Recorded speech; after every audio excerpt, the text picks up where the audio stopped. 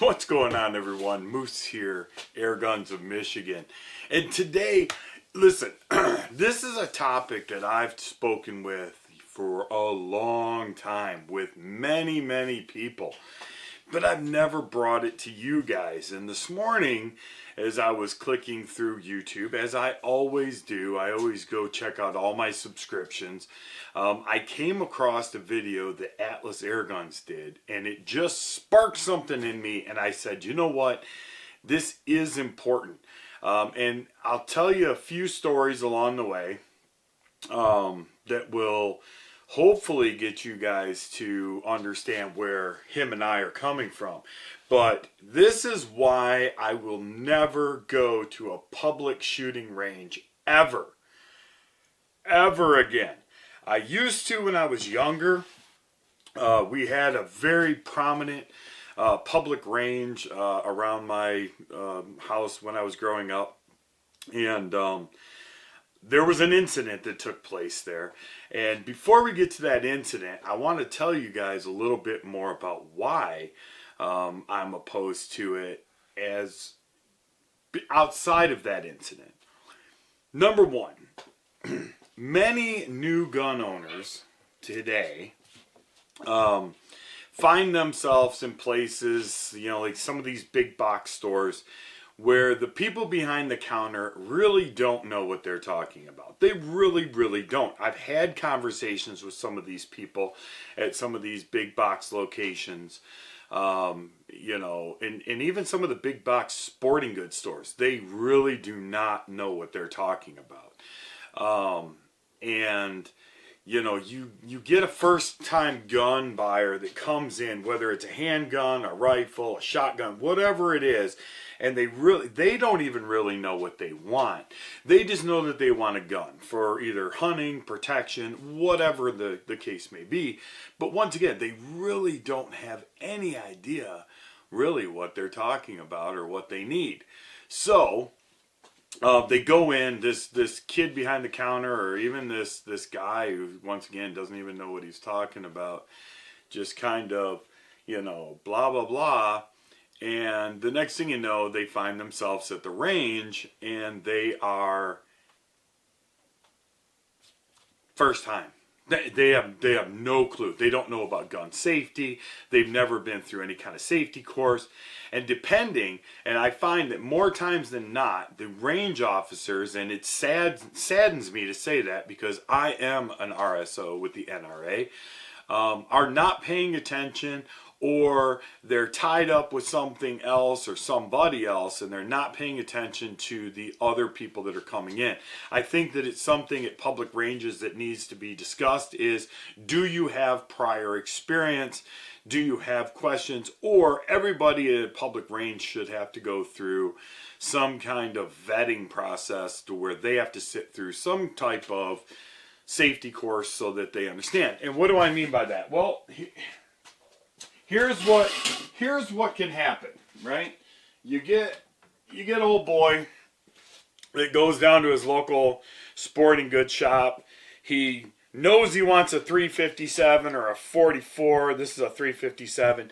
He knows that he wants this, and he gets to the range, and instead of always having the gun facing downrange, like this would be if I was at a bench, you know, he's got the gun sideways. He's working it. He's trying to figure out things. He's like, man, I don't know. Okay, yeah, and he's loading it, and he's got the gun facing sideways, which is right at somebody else. And the entire time, that person over there is kind of like, what the frick, man? That gun's, now it's loaded, right? I've just loaded my shells. I've closed my cylinder. The gun is loaded, and they're holding the gun like this. I see it even sometimes at private ranges. Safety says that this gun needs to be facing downrange all the time. Now, let's take this to the next level. Somebody comes in, they just picked up their brand new Sig Sauer MCX, and they're doing the same thing. You know, they're whoa, dude, that thing's sweet. They load their magazine, they turn around, and they're like, oh man, I just dropped something. What did I just drop? And now they're sweeping the entire range with their 5.56 300 blackout, whatever you want, and dangerous, right? But this is the mentality that happens when you have no formal training. And that makes these ranges extremely dangerous. I'm telling you guys, they are extremely dangerous places to be. I think that they could be fixed, but I think that the range itself is responsible for the range. It's not necessarily the NRA that needs to step in, although I think that the NRA could do something more with the training of their range officers. For example, I mean, like I said, I'm an RSO, so I already know, and if I was to ever go work a private or a public range, I would tell that range that, listen, hey, here's the thing, right? If somebody shows up, first timer, we've never seen them before, then we need to vet them. They need to go over safety stuff, and then they can get a card, whether it's just we just give them a card, we write their name on it, and we sign it, and then that way they have it, so when they come back, they can say, yep, I've been through the safety course, or something along those lines, because I'm telling you, there is no greater danger than somebody who doesn't know what they're doing in control of a loaded firearm, right? It's just, I'm telling you, it's more dangerous than the criminal with a firearm, to be honest with you, because at least the criminal played with that gun a bunch before they ever took it out and robbed you with it. Some of these people, literally, I've seen this, they will show up with a box from this big box company, this big box sporting goods company. They will open it up and, you know, it's got a trigger guard on it, and they're like, okay, and then they're fumbling for 5 minutes trying to figure out how to get the trigger guard on. So, it's frustrating. So, anyway, now to my story. So, I was literally at a public range when I was younger, and this is what ended it for me.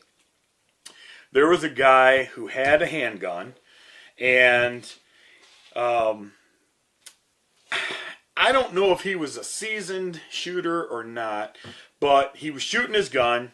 Boom, boom, boom. We're all shooting. The range is called cold. They ask everybody, hey, is it, everybody good? And everybody's like, yep. And they said, okay, the range is cold. And people started walking around the edges. Nobody was actually out in front yet. But at the last moment, the guy was like, oh, hold on a second. I forgot to. And his gun went off. Kid you not. I don't know what the deal was. All I know is it stopped my heart like that. I mean, I thought I was going to freaking pass out from just shock, fear. No, we didn't even have our ear guards on. Everybody took their ears off, their eyes off, because we're walking down range to go get targets. And boom, this big gun goes off. And it was that day that I was like, you know what? This is just unsafe. And so I ended up joining a sportsman's club where they force everybody to go through a safety course where the rules are strictly enforced. If you violate the safety at public range, generally you're just asked to leave, or at minimum you're reprimanded and they correct the issue, or at least they think they correct the issue. At a private sportsman's club, you can actually lose your membership for being silly and having issues. So, I just feel much more comfortable. Not only that, there's generally less traffic at a sportsman's club, at least where I live, than there is at a public range where every Joe Schmo, and you don't even know the people that are around you. I mean, nobody really, has been vetted. You don't know. I mean, you could have criminals next to you. You could have just bad people in general next to you. You could have, stolen firearms. Nobody checks any of that stuff. Like, nobody it's just kind of one of those things, man. It just doesn't feel safe to me. So, but that's why you will never ever see me at a public range. Up where I live here in northern Michigan, we've got a couple of places up here. One's called, they call it the Pit. Everybody's got a pit. And it's just like a basic, place where a lot of guys go and they shoot their guns. Once again, not a good idea. Especially out in public like that. You know, nothing stopping somebody who's drunk from showing up to shoot their gun, or driving through the trails on their side-by-side or four-wheeler, and they're drinking and they have their gun and they see other people shooting, and then they show up and then they start doing crazy stuff, right? This is still a dangerous weapon. So, very bad idea. Keep yourself safe. Go find your local gun club. Go find your local sportsman's club. Join those places. Support that conservation type of environment. And, you know, you pay a one-time fee. Most of them are relatively inexpensive, $100 or less usually. Some of the bigger ones can get a little more expensive, but they have a lot more amenities and things like that. I belong to one down in Oakland County, and it's got beautiful amenities. It's got a restaurant, it's got a bar, it's got a big hall. It's got, I mean, it's gorgeous. Indoors, outdoors, you know, everything you can imagine. So it's awesome. But, you know, up here where I live now, you know, it's just a nice, small, quiet place to shoot. So with that being said, I'm Moose. This is Airguns of Michigan. Be good to each other. God bless, and we'll talk to you guys all soon. Take care.